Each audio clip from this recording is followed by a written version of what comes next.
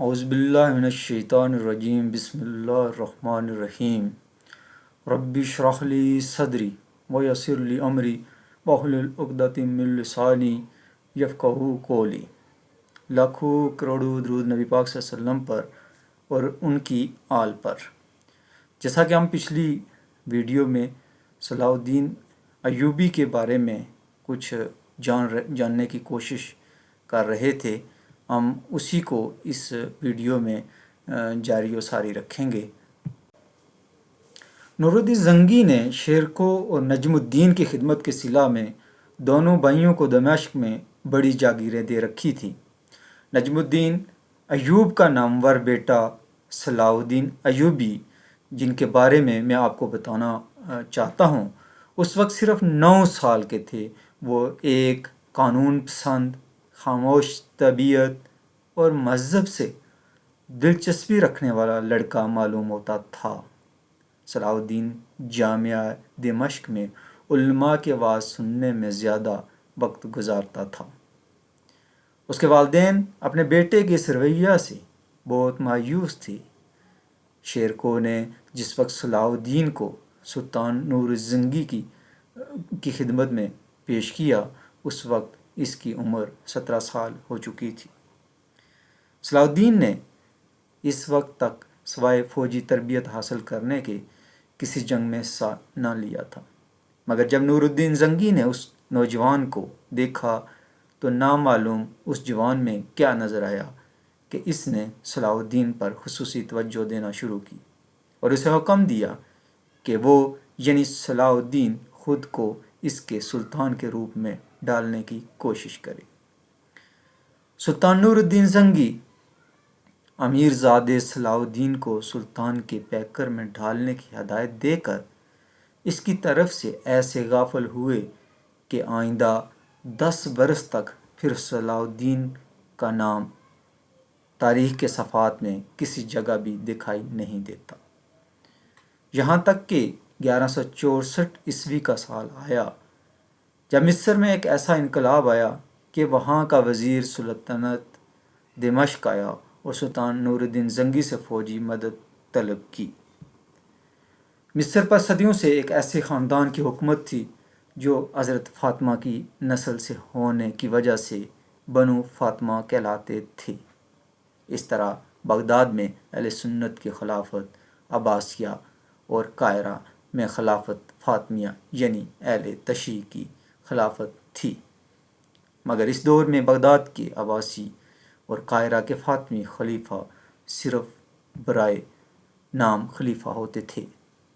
Baghdad کسی سلطان کے زیر سایہ حکومت کرتے تھے اور فاطمی خلیفہ اپنے وزیر اعظم، جسے وزیر السلطنت کہا جاتا تھا، کے رحم و کرم پر ہوتے تھے۔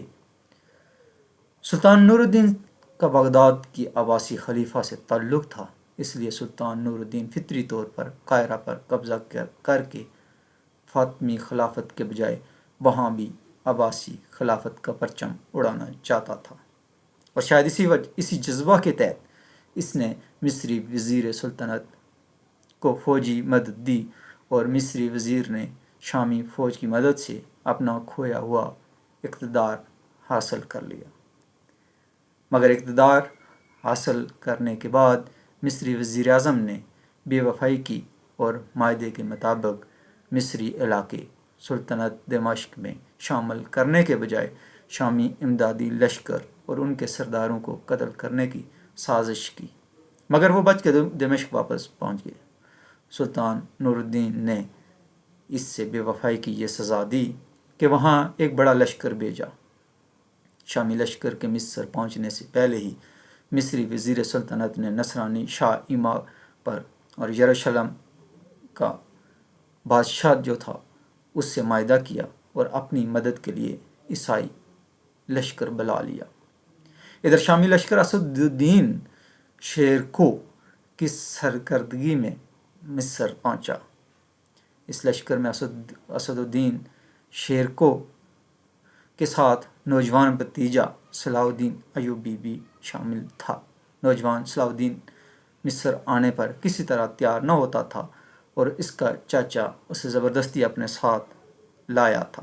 یہ صلاح الدین کی قسمت تھی کہ جس مصر جانے سے وہ انکار کر رہا تھا اس مصر نے اس کے قدم چومے اور اس کے لیے ترقی کے راستے کھول دیے۔ شیرکو نے مصری اور عیسائی مشترکہ لشکر کو میدان میں شکست دے کر دارالعظمت پر قبضہ کر لیا اور مصر کے دھوکہ باز وزیر مارا گیا۔ مصر کے فاطمی خلیفہ العاضد نے شیرکو کو قصر خلافت میں بلا کر قلمدان وزارت اس کے سپرد کر دیا۔ شیرکو زندہ نہ رہ سکا۔ اس کے بعد مصر کی وزارت صلاح الدین کی جولی میں آ گئی۔ سلطان نور الدین زنگی نے جو لشکر فتح مصر کے لیے شیرکو کے ساتھ بھیجا تھا اس میں سلطان کے کئی بڑے بڑے امرا جو امرائے نوریہ کہلاتے تھے شامل تھے۔ جب اسد الدین شیرکو کا انتقال ہوا اور مصر کے نئے وزیر اعظم کے انتخاب کا مسئلہ پیدا ہوا، اس سے آگے چلنے سے پہلے میں آپ کو یہ بتاتا چلوں کہ اگر آپ کو ہمارا چینل پسند آئے تو آپ اس کو سبسکرائب کرنا نہ بھولیے گا۔ اس وقت وزیر اعظم کے انتخاب کا مسئلہ پیدا ہوا۔ اس وقت دمشق سے آنے والے ہر امیر کا یہ خیال تھا کہ اس عہدے کے لیے اسے منتخب کیا جائے گا، مگر صلاح الدین جو عمر میں تمام امرائے نوریہ سے کم تھا، اس نے مصر میں قیام کے دوران نصرانیوں اور بعض مصری مخالف، میں دوبارہ بتا رہا ہوں آپ کو، نصرانیوں اور بعض مصری مخالف امیروں کو کئی بار میدان جنگ میں شکست دی تھی۔ اس پر امراء نے کمسن صلاح الدین کو مصر کا وزیر اعظم منتخب کر دیا۔ یہ پہلے جو کامیابی تھی یہ یہاں سے شروع ہوتی ہے۔ صلاح الدین کے وزیر اعظم ہو جانے سے کئی شامی امراء صلاح الدین کے خلاف ہو گئی۔ بعض نے صلاح الدین کے ماتحت کام کرنے سے انکار کر دیا اور دمشق واپس چلے گئے، مگر مصر میں کچھ ایسے امیر بھی تھے جو بظاہر صلاح الدین کی حمایت کرتے تھے۔ اب یہاں پر بھی آپ کو یہ پتہ چلے گا کہ جب اپنوں میں منافقین ہوتے ہیں تو پھر انسان کے ساتھ کیا ہوتا ہے، مگر در پردہ سلطان دمشق کو خطوں کے ذریعہ صلاح الدین سے بھڑکاتے رہتے تھے۔ صلاح الدین نے اپنے اہل خاندان کو مصر بلوایا تھا۔ اس کا باپ نجم الدین ایوب زندہ تھا اور مخالف سرداروں کی چالوں کا جواب دیتا تھا۔ اس طرح صلاح الدین مصر میں محفوظ رہا، ورنہ عمرا نے تو سلطان کو اس قدر خلاف کر دیا تھا کہ سلطان دمشق سے لشکر لے کر مصر جانے کے لیے تیار ہو گیا تھا، مگر نجم الدین ایوب نے ایک ایسی چال چلی کہ سلطان کو مصر آنے سے روک دیا۔ یہاں پتہ چلتا ہے کہ باپ تو پھر باپ ہوتا ہے، تو اتنے بڑے انسان کا باپ، صلاح الدین ایوبی کا باپ، ڈیفینیٹلی ان سے ایک بڑی شخصیت تھی، اور جس نے جو یہ اتنا اچھا پودا لگایا اور جس کے بعد میں آپ لوگوں نے ثمرات بھی دیکھے۔ ناظرین آگے چلتے ہیں۔ یہ سب کچھ ہوا مگر صلاح الدین مصر ہی کا ہو کر رہ گیا اور نور الدین زنگی کی زندگی میں وہ دمشق واپس نہ آ سکا۔ اب سلطان نور الدین کا انتقال ہو گیا اور صلاح الدین مصر سے دمشق آنے کی تیاریاں کر رہا تھا۔ اگر آپ سلطان نور الدین زنگی اور صلاح الدین کے ابتدائی حالات کے بارے میں تفصیل جاننا چاہتے ہیں تو اس کے لیے میں بہت جلد جو ہے وہ ایک علیحدہ سے قسط کروں گا۔ فی الحال سے میں صلاح الدین کے مصر میں وزیر ہونے کے دوران کئی بغاوتیں ہوئی، اس کے بارے میں آپ کو بتاتا چلوں کہ جب وہ مصر کے وزیر تھے تو کئی بغاوتیں ہوئی۔ سب سے بڑی بغاوت سوڈانیوں کی تھی۔ سوڈانی مصری حکومت پر چھائے ہوئے تھے۔ مؤتمن خلافت یعنی اور روغلہ مولات شاہی بھی ایک سوڈانی تھا، اس کا نام نجا تھا۔ دوسرے مصری سرداروں کی طرح نجا بھی صلاح الدین کی وزارت پسند نہ کرتا تھا۔ ایک سچے اور کھرے انسان کو کون پسند کرتا ہے؟ ہر سازش میں پیش تھا۔ اس وقت جو سازش کی گئی اس میں نجا کا نام سر فہرست تھا۔ اس سازش کو میں آگے چل کے آپ کو بتاؤں گا۔ اگر ہمارا چینل آپ کو پسند آئے تو آپ اس کو لائک اور سبسکرائب ضرور کیجئے گا۔ اس دفعہ جو سازش کی گئی اس میں نجا کا نام سر فہرست تھا۔ تمام سازشی شہر سے باہر ایک محل میں جمع ہوئے۔ اس مجلس میں شاہ یروشلم کا ایک نمائندہ بھی موجود تھا۔ خوب گرما گرم بحث و مباحثہ کے بعد صلاح الدین کے قتل کا منصوبہ بنایا گیا، مگر عین موقع پر سازش کھل گئی۔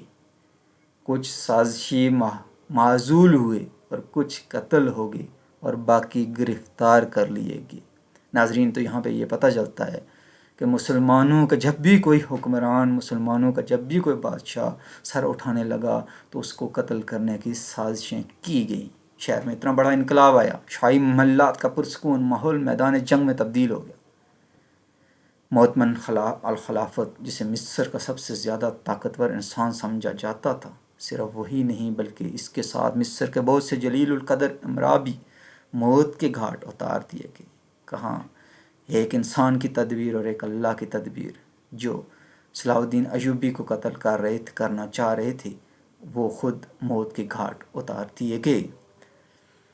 اس کے ساتھ مصر کے بہت سے جلیل القدر امراء کو بھی موت کے گھاٹ اتار دیا گیا۔ کسر خلافت اور محلات شاہی کی پوری وزارت تبدیل ہو گئی، سوڈانی نکالے گئے اور دوسری قوموں کی کنیزیں اور غلام ان کی جگہ مقرر ہو گئی۔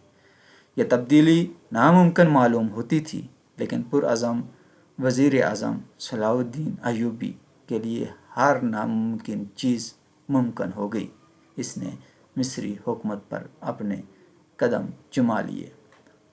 یہ سب کچھ ہوا، لیکن قاہرہ کے کسر خلافت کے مالک فاطمی خلیفہ عاضد کو ان معاملات کی ذرہ برابر خبر نہ ہو سکی۔